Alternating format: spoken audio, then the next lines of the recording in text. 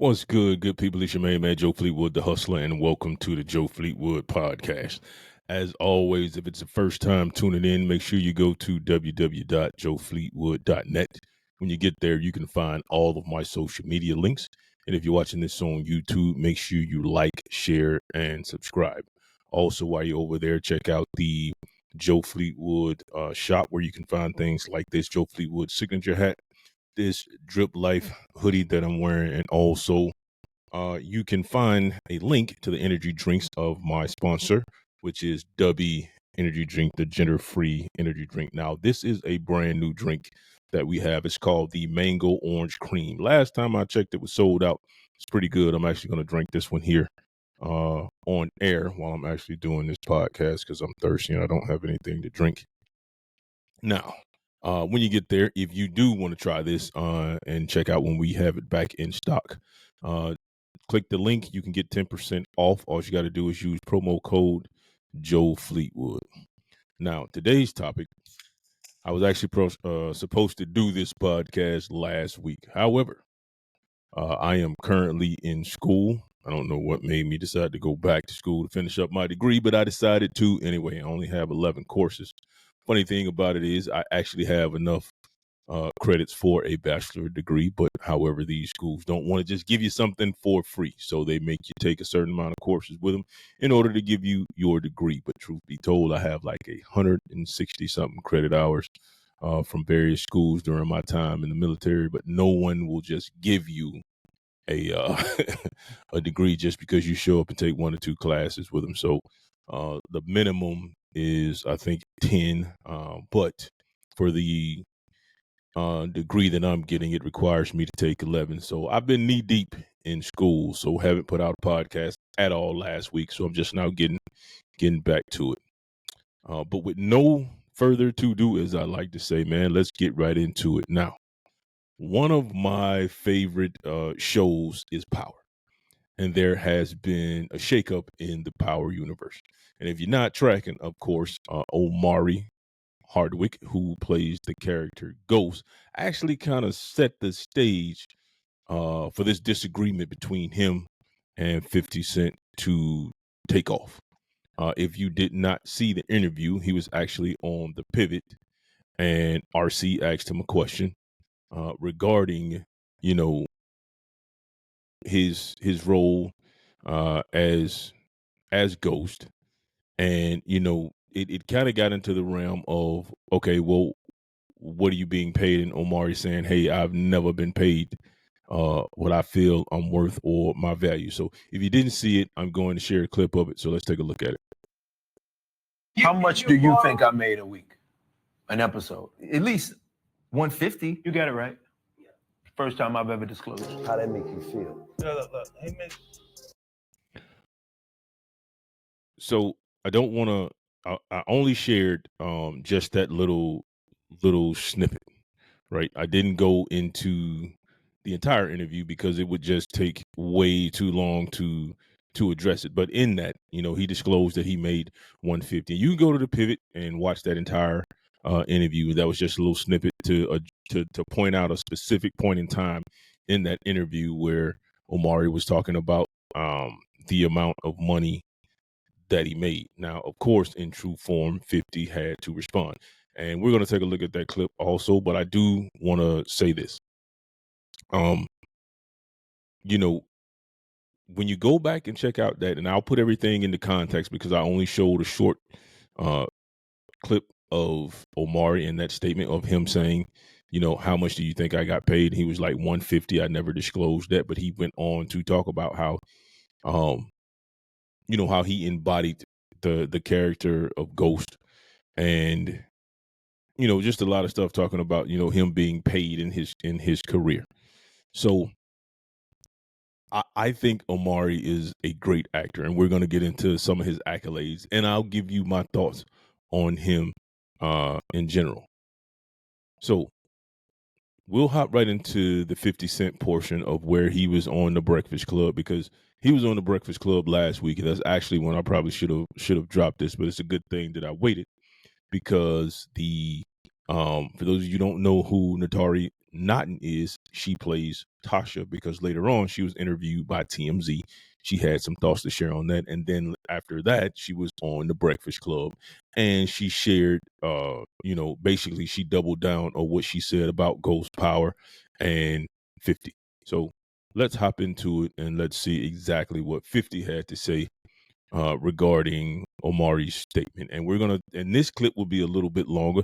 Not that I'm gaslighting Omari in this situation, but the reason I'm kind of extending the play on 50, because I need people to understand what it is he's actually saying and take it into context. Because what happens is a lot of these social media profiles, what they do is they only put a certain portion in there, and they don't give you the entire context. So of course it painted 50 in the light that the media would normally paint him in, as the bad guy or the bully.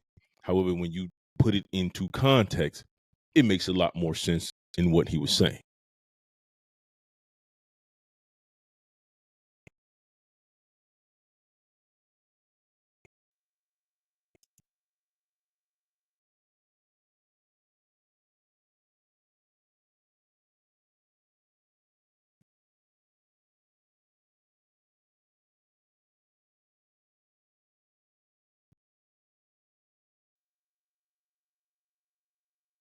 When you hear Omari doing interviews, Omari Hardwick, do you feel like he's ungrateful for some of the moves and things that you did for him? I think he leaves people feeling like he said it to me.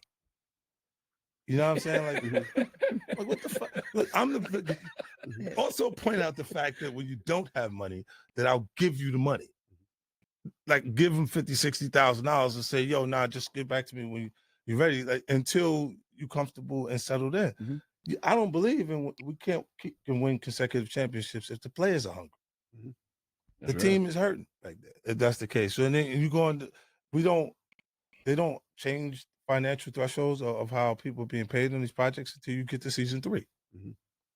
We get to season 3, it changed so he can handle it after that. Then he didn't need the loans anymore at that point. But I did remember I was talking about somebody else owed me money, and he just jumped out there and said but you said that was strategic because it kept his music going and he was able to pay you back. But the Omari Hardwick said this is not. No, but Omari said, yeah, Fifth gave me money.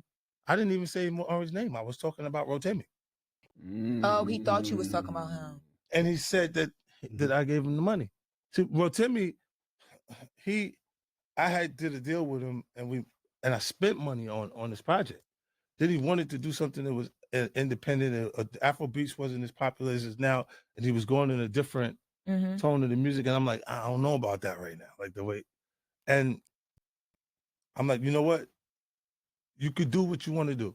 Just you could pay me back in the royalties off of the mechanicals, off of the music that you release moving forward, and you won't even feel it because it doesn't cost your marketing moving forward. Everything that you do moving forward is not going to be a part of that. It's just later I'll get the money back, and he recouped it. He did it. He took care of it. Right? But at that point, I said, yo, you got to give me my money back, boy. And the people go, oh shit, he owed Fifth money. You know what I mean? And it stopped immediately. And it drew so much attention to it that the record stayed number 1 more days than it would have been number 1 on the chart. Right. And he knows that, so he'll go, he's a marketing genius, bro, because I didn't know. He said, he was calling me like, yo, what's up with you and Fifth? And I'm just going, you need to make some noise around the record to have people feel like there's something about who you are that is interesting.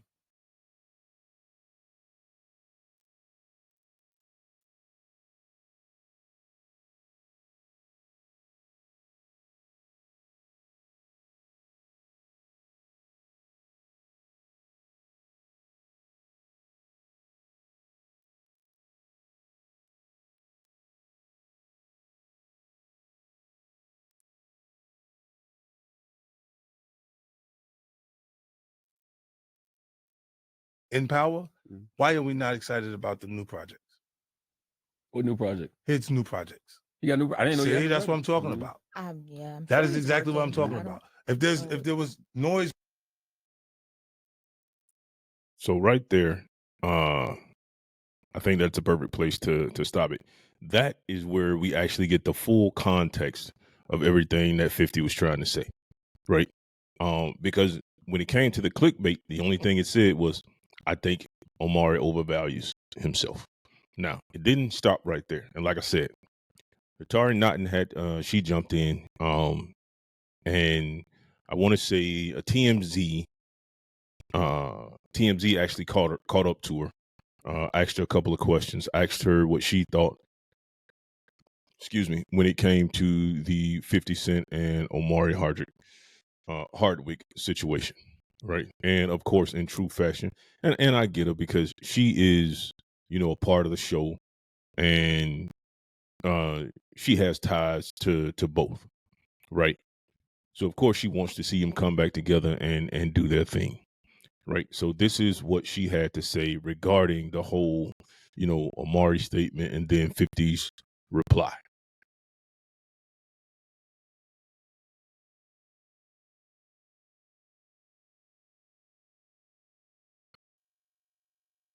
I throw it out there. 50 Cent is trending again. And, 50 was like, listen, me and Omari are not on good terms. And Omari is, quite frankly, overvaluing himself. We've had the conversation. I just heard that. That's insane to me.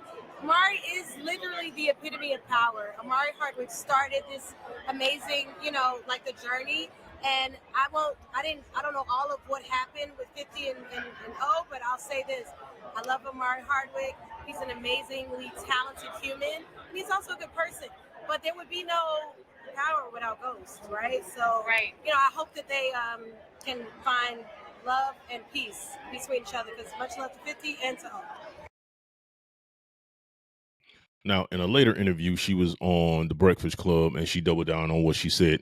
And I'll paraphrase that, but you can also go check it out on The Breakfast Club as well, and you can get the full context, because that's what's missing in a lot of these social media posts is the full context of what somebody is actually saying. Now, when she got asked about her interview on TMZ on The Breakfast Club, she said, hey, when it comes to valuing myself or anyone's value as an actor, and I'm paraphrasing, again, is that you set your value. Isn't that what Taraji P. Henson was fighting for when she was talking about the things that she was going through?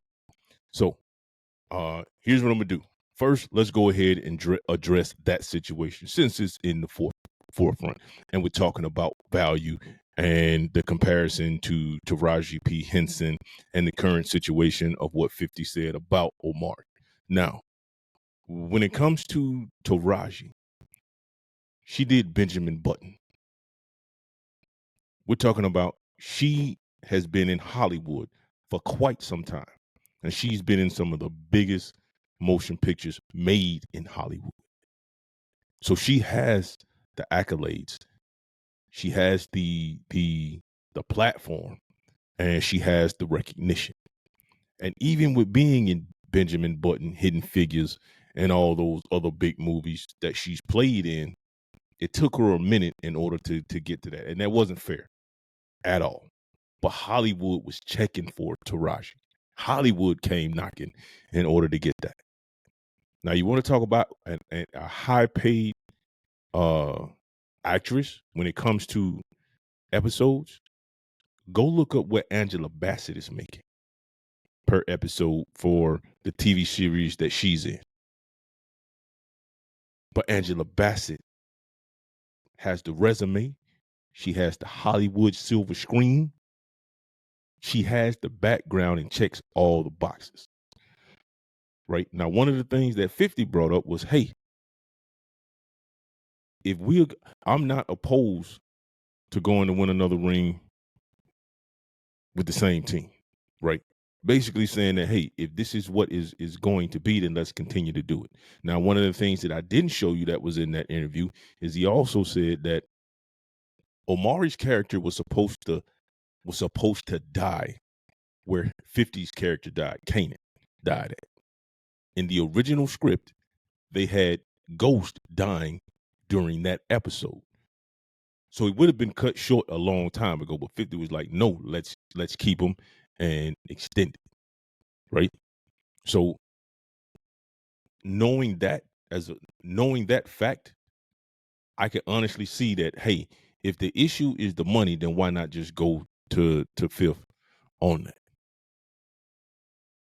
But even if you don't know anything about the situation, here's how you can, and I won't even say validate, but this is just what I'm about to share with you guys is just a testament to how far 50 will go in order to make a situation work. So let's talk about the original deals with Stars. Now, in the beginning, 50 had pitched, and the co-write or the actual, so 50 is a co-creator on Power, and the writer is Courtney Kemp.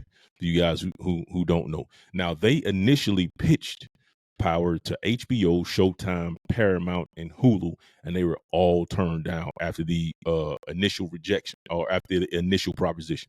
Now, what 50 did was he used his music pitch in order to get in contact with the CEO of Stars, Chris Albert. And, here's the deal that he took. And you can go do your own research on this. And 50 talked about this in an interview. But what Stars did was they paid him $17,000. And it wasn't just for the show, right? This is everything that the $17,000 was supposed to cover. It was $17,000 per episode that they were going to play him. But the $17,000 per episode was for him to play Kanan Stark, to executive produce and compose music for the show. Now, as all of you know, Big Rich Town is a huge part of Power. Like, that's what you want to hear when it comes on, when you hear Joe and 50, on that track. Now, later on, there was some issues because 50 had requested that Trey Songz redo the song. And let me tell you something. The fans were not having it, man. They were so brutal on Trey Songz, man. He was like, hey, it got to go. So much so that 50 had to go back to the original version with Joe. But understand this. Power originally was funded out of 50 Cent's own pocket. 17. If they're only paying you $17,000, you can't even book 50 on stage for $17,000. But they gave him $17,000 per episode to put together an entire series. Now, of course, later on, they inked a deal for about $150 million that was supposed to be over the course of 4 years for the Power series, which is a great deal. $150 million, a lot of money. Now, even though they sold the show to Stars, they still retained some type of creative control over it when it came to writing and licensing of Power itself and its characters, right? So I need people not to be so butthurt behind what 50 was saying as far as he think Omari overvalues himself. $150,000 per episode is a lot of money. That is a lot of money. Now, I don't know when he started getting that in Power. And honestly, really don't even matter. But if I had to guess, I would say around season 3, because as 50 stated, after the 3-year mark or the 3 seasons is when you start renegotiating, when you start renegotiating the pay structure. So let's say after 3 years on the show, you ended up getting $150,000 per episode. I don't care who you are. That's a lot of money, especially if you're going to the point or coming from the point to where them checks weren't coming like that before. And in order to keep you in pocket, 50 is willing to pay you the money that you're not, or that he's not getting from Stars itself for backing the show, right? So I think that says a lot of how much 50 believes in Omari's ability and talent, and you can't really take that away from him. You know what I'm saying? So, but let's talk about Omari, right? Because he's the topic here. Really, he's the one who, in a roundabout way, his statements are the ones that kind of made this whole snowball effect happen when it came to him. Now, don't get me wrong, Omari Hardwick has been captivating audiences for a long time now, and I'm gonna get into this And I'm gonna be real passionate about it because I think he's a huge talent. Right? So, he's been captivating audiences for a while with his intense performance and his depth as an actor. Today we're going to go through those roles and define his career. And we'll look at how he managed to carve out a unique space for himself in the entertainment industry and all of that, right? So he started out like most actors do, hustling hard, trying to get roles, and sometimes taking smaller parts just to make a name for himself. Now, the first few gigs he had were small, but he made sure to stand out, showing everyone that he was more than ready to be on the big screen. Now, in 2004, he landed a role in Sucker Free City, which was a TV movie directed by Spike Lee. Now, this film kind of set the tone for Omari Hardwick and his in the future, in what we would see other roles him being in, where he played a real gritty, real intense character that showcased his raw talent. Now, but in 2009, he landed a role that really put him on the map. Now, if you haven't seen this, make sure you go check it out. But he starred as Ty Curtis in a former undercover narcotics officer with the more in the television series called Dark Blue. Now, Ty was a conflicted character dealing with a moral complexity for police work. Omari's ability to tap into those inner battles showed that he had a unique talent for bringing conflict characters to life. Now, this was no run-of-the-mill cop show character. Omari's performance had a real edge to it. And this is why I feel like if you like Omari, you should definitely go check this out. And it really made us pay attention to Omari as an actor. And I'll segue into this too, because if you haven't seen Next Day Air where he played Shavu, go back and check that out, because in that character Shavu, or actually in Ghost, you can see remnants of Shavu in that character.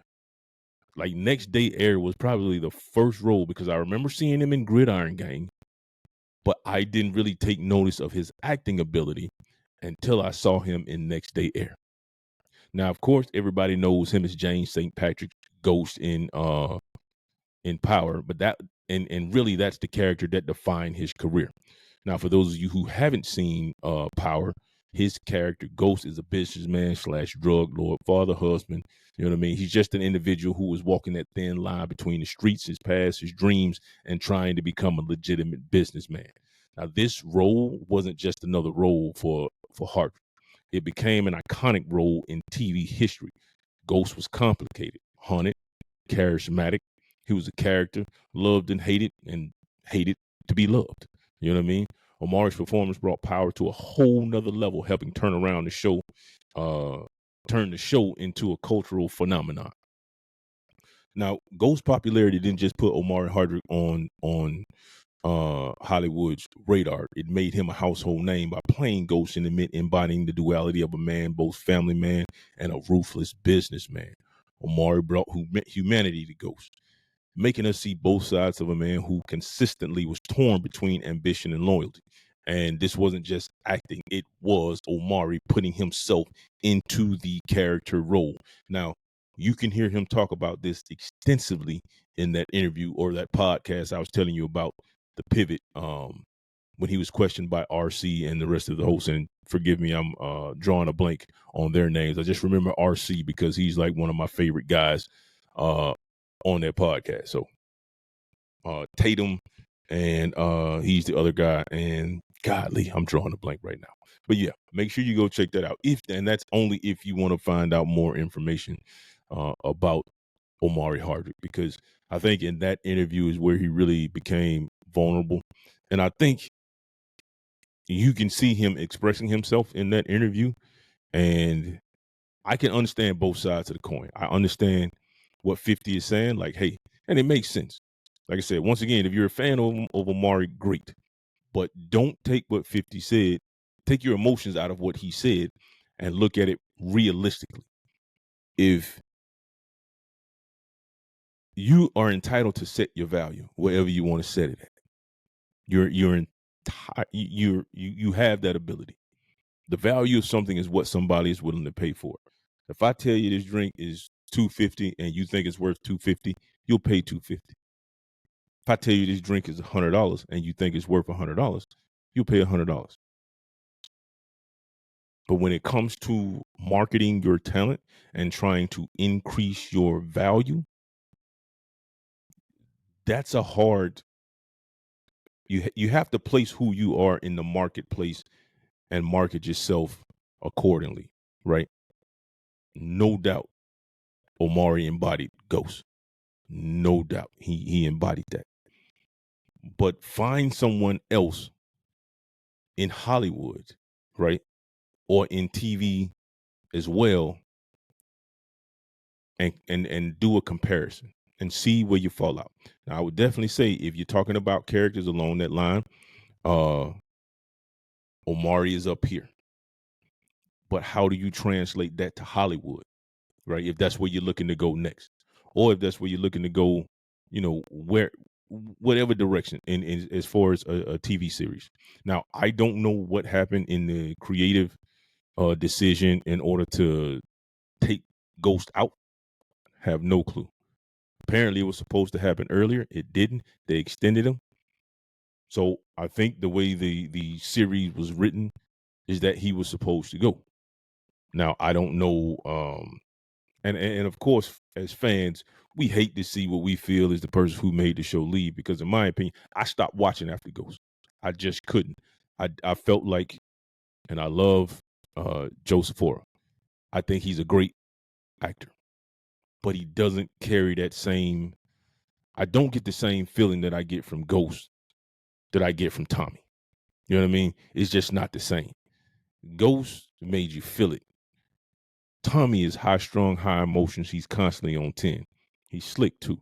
I like his character, but I just don't feel him the same way I felt Omari in his role as Ghost. And it's sad to see the show end, man. Well, not see the show end, but see Omari no longer part of Power. And I still say he was the best guy for the job. He was the right fit, perfect fit. And shouts out to him. And I hope wherever he ends up next, he feels valued and he gets what he deserves. But shout out to Omari, shout out to 50, man. I hope they can make amends and come up with something better. Before I forget, I will say this about 50's statement. I really do believe that he didn't say that with the and people can take it however they want to, whether you feel like he was being malicious or he was just giving an honest assessment, which I think it was an honest assessment by the words that he made. This is a business. Regardless of how you feel, this is a business. And obviously, this man has a track record of giving people money, paying them what they're worth. However, you have to understand the business side. 50 no longer owns Power. Stars does. Now, does he have some type of creative input and control? Of course. Courtney does as well. But they don't own it. They only have the ability to create the story. Stars is the one that is going to have to pay these actors after they ink the deal, the 4-year deal. Right?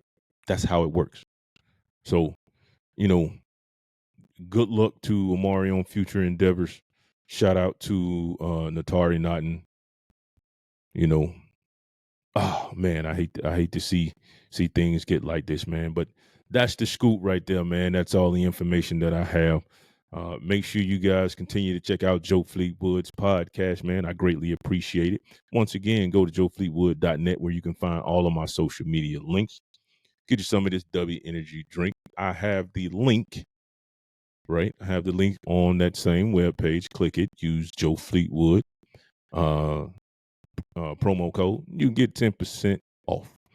If you're watching this on YouTube, make sure you like, share, and subscribe. And once again, man, thank you guys for tuning in to the Joe Fleetwood podcast. Peace.